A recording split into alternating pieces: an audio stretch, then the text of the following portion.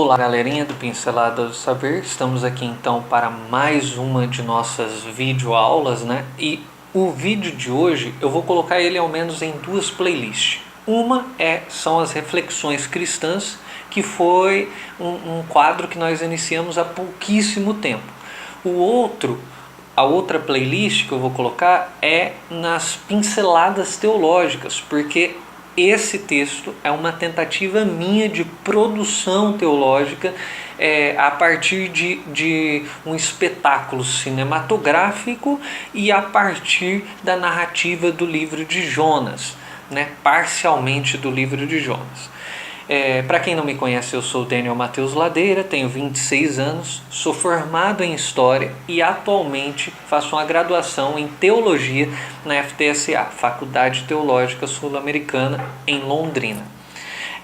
O texto, então, ele começa, o título dele é Jonas e Bird Box, superando a depressão.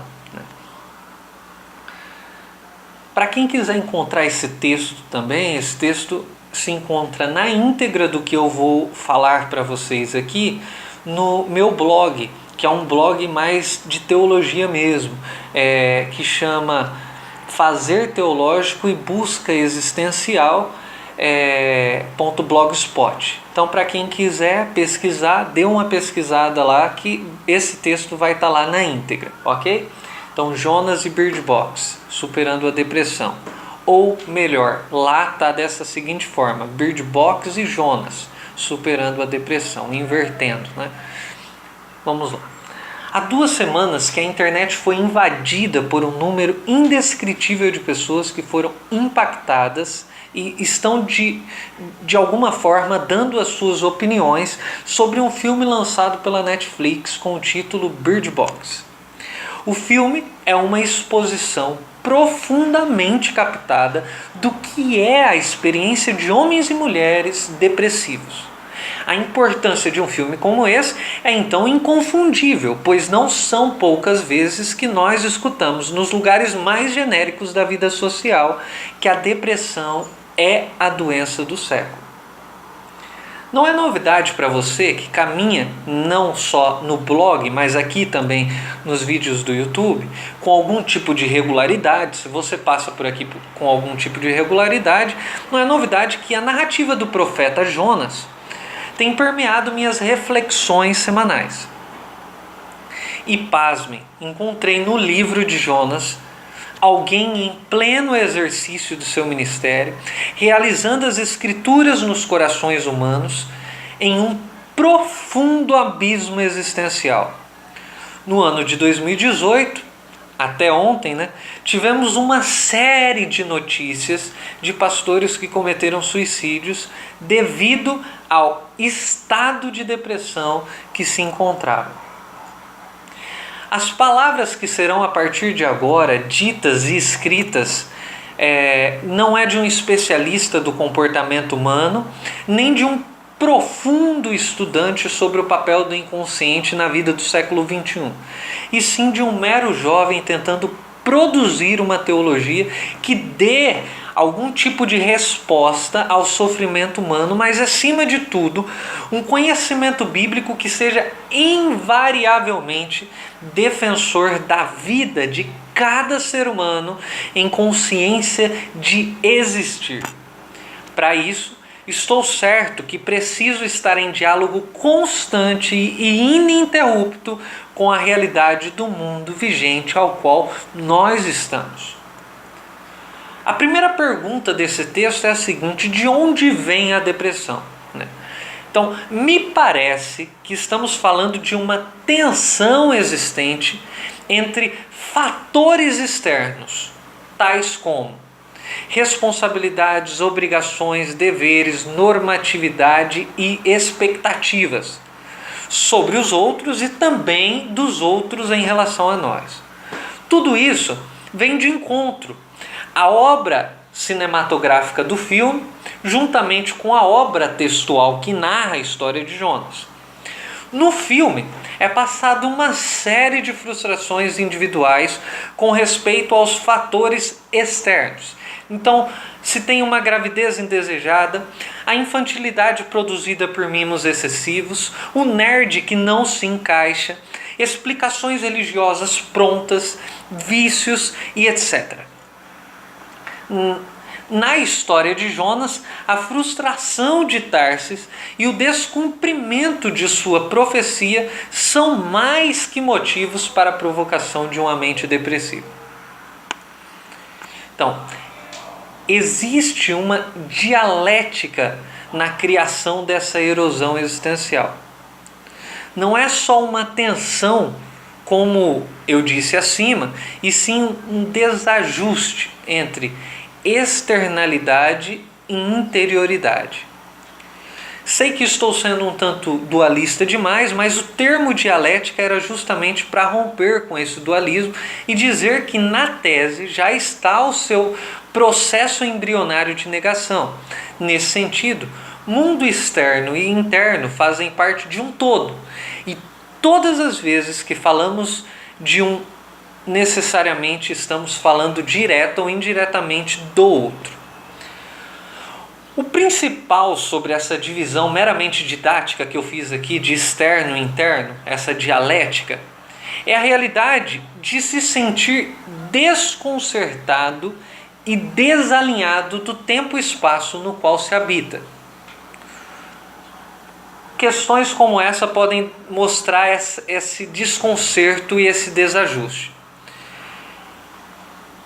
Como não ser feliz, não se sentir feliz, não se provar feliz numa sociedade cujo qual o imperativo é o imperativo da felicidade? Como não ser mãe num lugar onde o valor da mulher é de gerar vida e educar os seus filhos? Como estar acima do peso com as propagandas e novelas expondo o modelo ideal do corpo perfeito? Como então gostar de sexo em uma sociedade moralista e defensora da abstinência da carne? Os comos, eles poderiam ser multiplicados aos grãos de areia da praia de Copacabana. Percebe? A erosão é sempre provocada por um acontecimento ou uma condição que gera ou evidencia um desconcerto ou desalinhamento. Agora, o que é a depressão? A depressão é um buraco, ela é um declínio, ela é um vale onde a vida humana torna-se rara. A experiência da depressão é exposta de maneira assertiva em ambos os objetos com os quais nós estamos lidando, na narrativa de Jonas e no filme Bird Box. Na narrativa de Jonas, ao ter as suas prerrogativas ministeriais relativizadas, ele correu aos arredores do lugar de sua frustração e esperou que suas frustrações fossem revertidas. Em outras palavras, ele esperava que acontecesse aquilo que não aconteceu. Ainda mais, alguém que vive uma depressão prova de uma solidão arrebatadora, construindo então cabanas para habitarem sozinhos. Mas não paro por aqui, porque existe ainda uma questão fundamental na experiência da depressão. O fato de que o depressivo não consegue enxergar cores na existência. Gravem essa frase. Uma vida sem a poesia da reconciliação, da solidariedade e do afeto é uma vida que está prestes ao seu fim. Em Bird Box, ao meu ver, a cena que evidencia confessadamente a experiência da protagonista em depressão é o ato de atravessar o rio.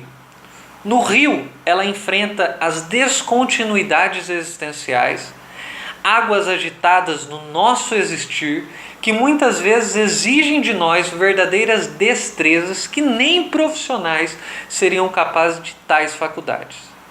Isso indica que a experiência da depressão é sempre uma constatação imediata que a vida é violenta. Então, todo depressivo, ele tem uma constatação imediata, voraz, que é visceral naquilo que se apresenta aos seus olhos e aos seus sentimentos, que é a constatação imediata de que a vida ela é violenta. Como dizia Arthur Schopenhauer em seu livro As Dores do Mundo, a dor e o sofrimento é, para o depressivo, o verdadeiro fundamento da existência. Estou certo que Schopenhauer estava em boa parte de sua teoria enganado. Ainda no filme, Mallory enfrenta a dinâmica da cachoeira. A cachoeira ela tem dois fatores que são fundamentais. Ela é rápida e ela é extensa. Talvez você não consiga ter a dimensão de quão grandes contribuições podem ser dadas à definição de depressão a partir dessa imagem cinematográfica desse filme, dessa cachoeira, dessa mulher, da Mallory e as crianças. Pois boa parte das depressões que são constatadas nos dias atuais tem relação intrínseca com a velocidade do mundo no qual vivemos. Nesse sentido, a música Paciência do Lenine vem a calhar com justeza na nossa realidade, né? Mesmo quando tudo pede um pouco mais de calma, um pouco mais de alma, a vida não para, o mundo vai girando então cada vez mais veloz e a gente espera do mundo um pouco de tempo para ter paciência. O mundo espera de nós que a gente tenha essa pausa, esse tempo de paciência, mas o que acontece é que a vida não para e a vida então se torna cada vez mais rara. Mas por fim, a extensão dessa experiência, porque a cachoeira ela é rápida e ela é extensa, dessa experiência é a divisão que fazemos entre uma pessoa profundamente depressiva e outras que estão em seu início. O fato é, o limbo humano ele é infindável, né? A extensão da nossa cachoeira de sofrimento, se a gente for levar a cabo, a gente é infindável o sofrimento humano. Eu ainda não tenho uma opinião muito firme sobre a conclusão desse texto, porque não estou convicto que a depressão seja meramente uma doença. Ainda flerto com a possibilidade da depressão ser uma condição humana. Nesse sentido, depressão não teria uma cura, como uma lesão no braço, por exemplo. Mas tenho firmeza no fato de que pessoas superam a depressão e aprendem a caminhar por cima do vale, construindo pontes de idas e vindas. Isso significa que se não tenho a resposta ontológica daquilo que estou falando, ou seja, o ser da depressão, eu tenho, ao menos através do mundo, através dos guerreiros e guerreiras da existência, a prova cabal da experiência. Que experiência? A experiência de pessoas, de guerreiros, de guerreiras, que me mostram a possibilidade de combater um bom combate em nome da vida. Agora, como superar a depressão? Se eu não estou falando que eu não tenho resposta se a depressão é uma doença ou uma condição, mas eu estou falando que nós podemos superar a depressão. A gente precisa de entender qual que é a nossa possibilidade, quais são as armas, os instrumentos que a gente tem para conseguir lidar com essa realidade do mundo ao qual nós vivemos. Deus questiona Jonas sobre sua insensibilidade de olhar os homens e a vida. Jonas era um ser humano enrijecido pelo sistema do discurso religioso.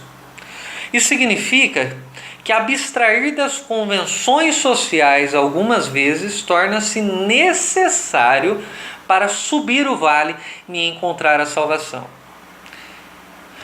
Tem uma segunda prerrogativa para alguém que deseja superar a depressão.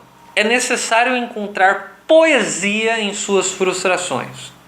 O ato de remoer, reivindicar, absolutizar a mensagem dos nossos desejos pode fazer com que nos esqueçamos da vida para viver as frustrações. Eu diria que para vencer a parte interna dessa depressão, precisamos então de solitude. Esse ato de recorrer à nossa interioridade, de nos entender, de nos olhar pelo lado de dentro. Mas a parte externa da cura é necessário de sociabilidade, porque a solidão O ato de você se sentir solitário, construir cabanas para habitar nelas sozinho, é um ato de fuga e é um ato que não permite a superação da depressão. Então, a história de Jonas não termina. O autor tem uma jogada literária espetacular ao deixá-la em aberto. Porque se essa é a história de nossas vidas, somos nós quem devemos dar as respostas para o final dessa história. No filme, a protagonista vence a depressão, supera ela, ao encontrar um lugar onde ela lida com os seus problemas de frente, superando-os através do amor. Aquelas crianças eram mais que frustrações dos imperativos familiares, das convenções sociais.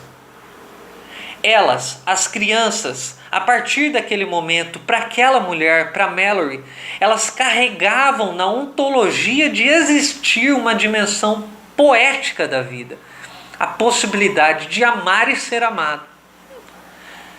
E por fim, no filme, a esperança, representada através daqueles pássaros, ela não é a última que morre, ao contrário disso. A esperança é o que nos motiva ao lugar da harmonia, da solidariedade, do afeto, da coragem e do amor. Ao final desse texto, ou desse vídeo, eu diria e eu perguntaria: que tipo de história nós queremos contar? Espero que vocês tenham gostado desse vídeo, desse texto. Espero que se vocês conhecem alguém que passa por um momento difícil, por um momento delicado, que perdeu um ente querido, que teve um sonho frustrado, que passa por um momento de angústia, de dor, de solidão, que você de alguma forma possa transmitir esse vídeo até essa pessoa, que de alguma forma esse vídeo possa repercutir em nossa vida, possa servir como instrumento de defesa para aqueles que estão, vamos dizer, em pé, né? E tomar cuidado para que nós não caiamos, porque como eu disse, para nós não cairmos, né? Porque como eu disse para vocês, o sofrimento humano ele é infindável, né? Mas nós temos aí algumas armas, algumas narrativas, nós temos evidências cinematográficas, exposições cinematográficas, nós temos profissionais que lidam com isso todos os dias, nós temos pessoas que estão habituadas a lidar com o sofrimento humano, sejam teólogos, psicólogos e uma série de outros seres humanos que desejam de alguma forma ajudar. Não somente isso, nós também temos o papel fundamental e importante da sociedade, mas também da família nesse processo. Espero que de alguma forma, se esse vídeo chegar nas mãos de alguém que pensa de alguma forma cometer suicídio, eu espero que ele sirva de instrumento para a vida, porque essa é a mensagem desse texto, desse vídeo. É uma apologia, uma defesa da vida, da existência humana, mesmo com suas digressões, suas desgraças, mesmo com as suas descontinuidades. A ideia é fomentar a vida, a existência humana e dizer que viver vale a pena, que nós devemos continuar, que nós não podemos parar, que o mundo, outras pessoas precisam da gente. Deus abençoe. Até o próximo Pinceladas do Saber. É hora de dar tchau.